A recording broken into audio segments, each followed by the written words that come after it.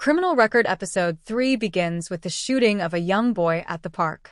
Hegarty turns up at the scene as the SIO on the case, and it appears to be gang-related, with the boy getting caught in the crossfire.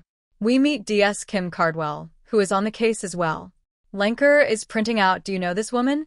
posters to follow up with the unidentified caller lead she has, but is interrupted by a call for volunteers to work on the boy's shooting case. She agrees to join the team to get closer to Hegarty. Back at the crime scene, it is revealed that the boy has survived and has a bullet lodged in his head. Hegarty reluctantly approves Lenker being on the team. DS Kim Cardwell introduces himself to Lenker when she arrives for work. Hegarty also goes over to speak to Lenker and welcome her to the team. Lenker meets with Sonia to discuss the Errol Mathis case. Sonia offers her the evidence box on the case. Lenker turns it down as she wants to focus on the caller. However, she reluctantly takes it in the end when Sonia insists. Meanwhile, Hegarty gets wind of the posters Lenker has been printing out when he meets up with DS Tony Guilfoyle.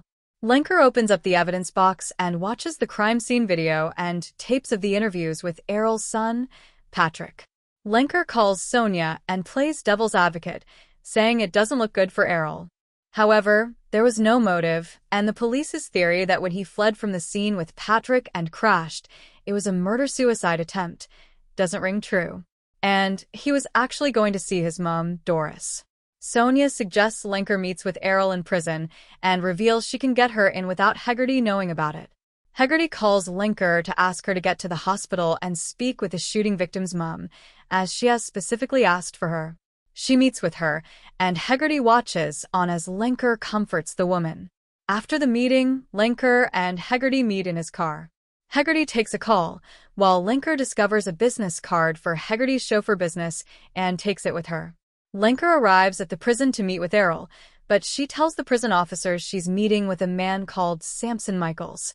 This is a ploy, and when she gets into the waiting room, Sonia is there, and when Michael's name is called, Sonia gets up, leaving Lenker to meet with Errol Mathis.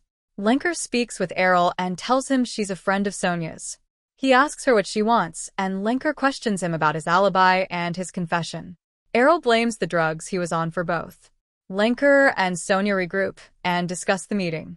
Lenker also mentions Hegarty's side hustle to her, and they ponder why he is moonlighting as a chauffeur. Lenker gets a call and has to leave as the police think they have found the shooter. Cardwell arrives at the scene with the others, and Lenker arrives late and gets told off by Cardwell. Armed officers are at the location of the suspected gunman. They kick his door down, but he has fled, and his girlfriend is the only one there.